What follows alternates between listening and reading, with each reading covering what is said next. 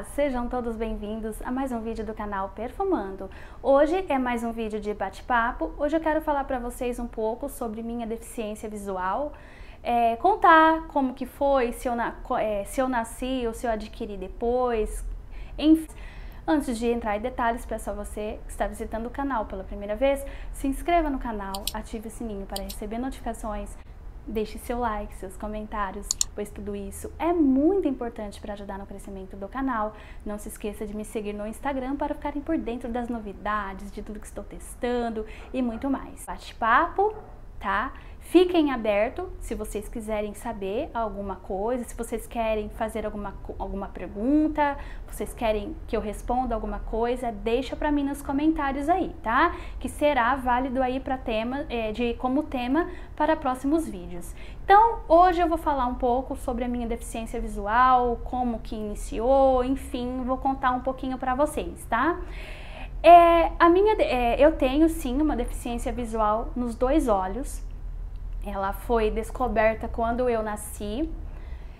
É uma deficiência na córnea, porém eu nunca fiquei sem enxergar, nunca enxerguei 100%, mas também nunca fiquei sem visão, tá? Sem enxergar nada. Ela foi descoberta assim que eu nasci, na qual os tratamentos sempre foram feitos em São Paulo, porque eu sou do interior de São Paulo e na cidade que eu moro, na região, na época, não tinha tratamentos, né, o tratamento na qual eu precisava.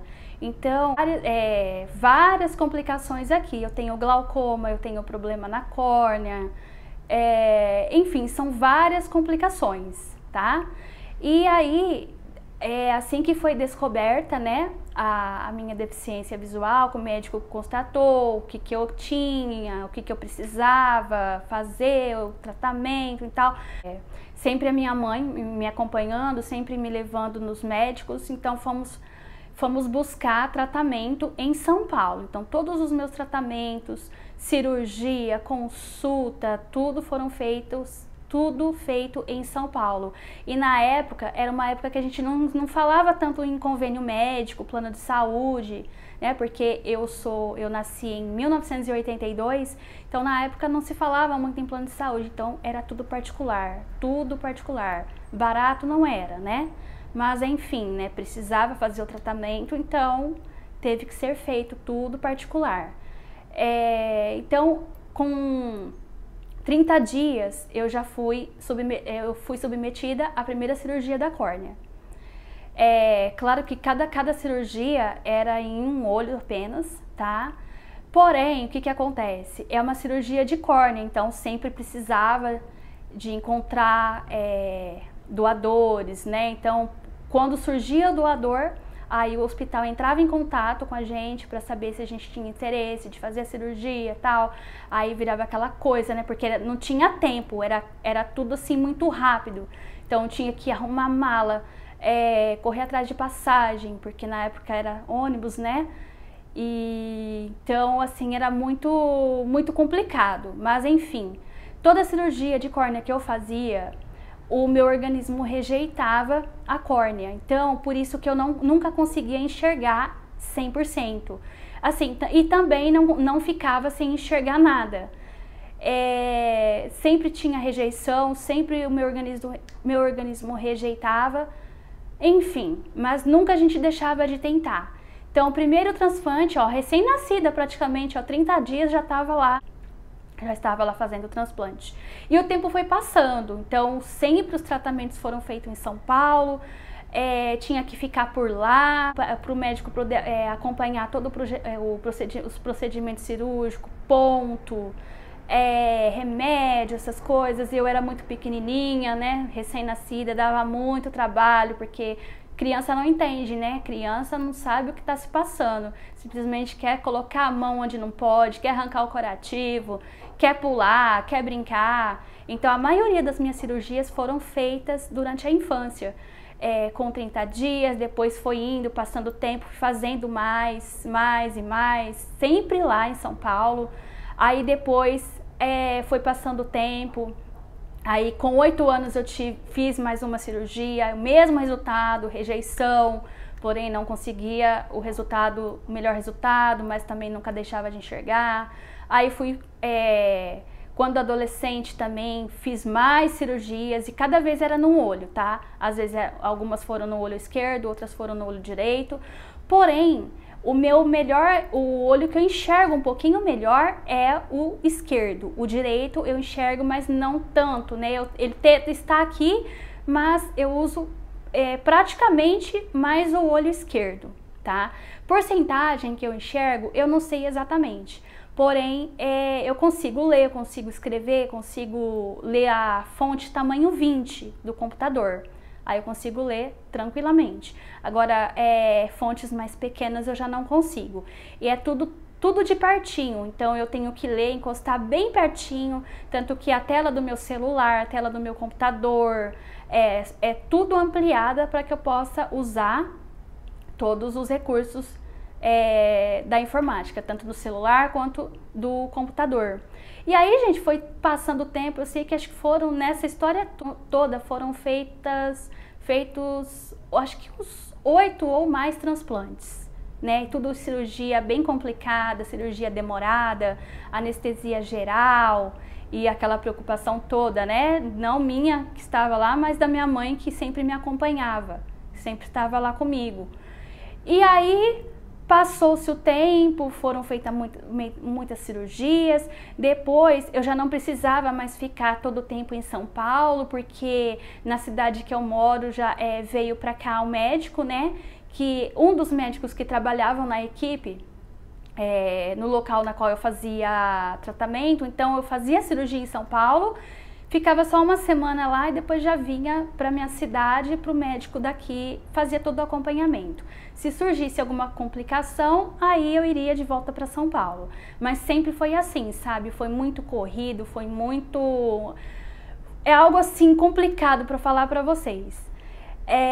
Mas a gente sempre tinha esperança, né? Tanto é que toda vez a gente fazia, a gente aceitava, o médico ligava, falava, ó, tem uma córnea disponível, tal, acho que dessa vez vai dar certo, vamos tentar mais uma vez. A gente ia, era tudo correria, como eu falei pra vocês. Por exemplo, eles me ligavam assim, tal hora, pra estar lá no outro dia, sendo que a cidade que eu moro, para ir para São Paulo é longe, é bem longe, então não é algo assim que a gente fala, tô indo agora, né? Tá tudo pronto, tá tudo certo, não. Então era tudo assim, um pouco complicado, mas a gente sempre ia, né? Sempre estava assim pronta para tentar, né?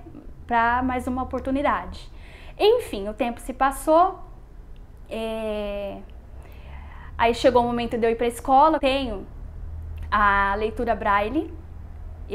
Professoras conseguiram me alfabetizar, mas eu não quis ter a leitura em braille, né? Eu consigo ler, consigo escrever, tenho a fonte tamanho 20 que eu consigo enxergar, consigo ver cores, consigo ver as pessoas, mas coisas muito distantes assim eu não consigo ver. Consigo usar o celular, consigo usar os aplicativos para editar os meus vídeos, eu mesma gravo meus vídeos, edito, enfim, eu consigo ter uma vida independente na medida do possível. Não dirijo, não consigo dirigir, mas para mim não tem problema nenhum. E na escola, como que eu fazia? Né? Vocês vão falar, nossa, mas né, ela tem dificuldade para enxergar. Como que era na época da escola?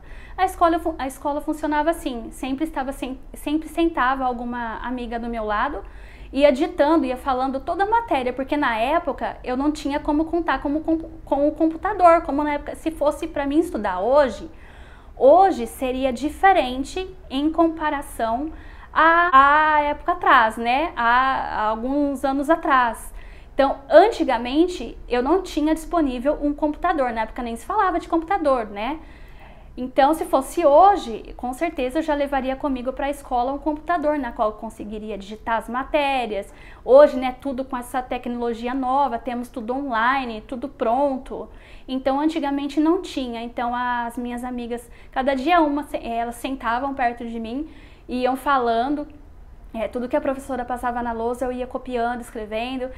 E eu tenho certeza que vocês querem saber aí, sobrava tempo para conversar, para bagunçar? Opa, com certeza, eu dava conta de fazer o que eu tinha que fazer, copiar todas as matérias de todas as aulas, dava tempo para bagunçar, para conversar, para agitar a sala inteira, tanto que sempre minha mãe tinha reclamação, então sempre minha mãe tinha que ir lá na escola, conversar com as professoras, né, porque não era só para elogios não, ia lá também por conta de reclamação, porque eu era uma pessoa que ao mesmo tempo que eu conseguia fazer o que eu tinha que fazer, né, estudar, eu era uma pessoa assim que, normal, eu não queria aquela história de ficar sentada na frente não, eu queria sentar lá com a galera do fundão, né, como a gente falava, né, para conversar, para bagunçar, para agitar o pessoal. Comigo não tinha dessa não. Então, onde tinha bagunça, onde tinha conversa, onde tinha galera agitando, eu tava agitando lá junto também.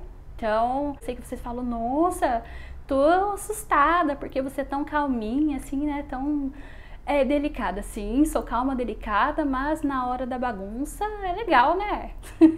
Enfim, gente, então é isso. Várias e várias coisas, né, que eu tenho para falar, mas o que eu gostaria de falar pra vocês era isso mesmo, né? Até pro vídeo não ficar tão longo. Espero que vocês tenham gostado do vídeo, consegui responder algumas coisas. Se eu não conseguir, qualquer dúvida que vocês tiverem aí, deixa pra mim, comentem, perguntem, que depois eu gravo um outro vídeo respondendo vocês. E aí foi isso, gente, foi assim. Aí depois, minha vida foi assim, tá? Então, assim, o que eu posso falar pra você, até pra vocês que são deficiente visual, que estão me assistindo, ou você que é mãe, ou você que às vezes até passa a ter um filho com deficiência, olha, o que eu posso falar pra você, não se desespere, não esconda seus filhos, vá à luta, vá atrás de médico, vá atrás de recursos. Eu não posso pagar, é muito caro. Vai atrás, vá à luta, vai atrás, não desanime, porque se a minha mãe tivesse desanimado, com certeza eu não conseguiria ser o que eu sou hoje, né? A minha mãe sempre me incentivava. Minha mãe sempre me arrumava, sempre, quando era neném, por exemplo, assim, fez as certas necessidades lá, né? Não tinha aquela história de lencinho umedecido, não. Era banho quantas vezes for preciso. Então, assim, a minha mãe sempre me vestia, sempre me ensinava, sempre estava comigo, sempre cuidando de mim, né? Sempre me ajudando, sempre lá no hospital, me acompanhando em tudo. Então, gente, aí às vezes as pessoas... e sempre, gente, as pessoas, às vezes, é um pouquinho leiga. Então, eu nunca passei por bullying na escola, porém sempre as pessoas perguntam, até hoje é assim.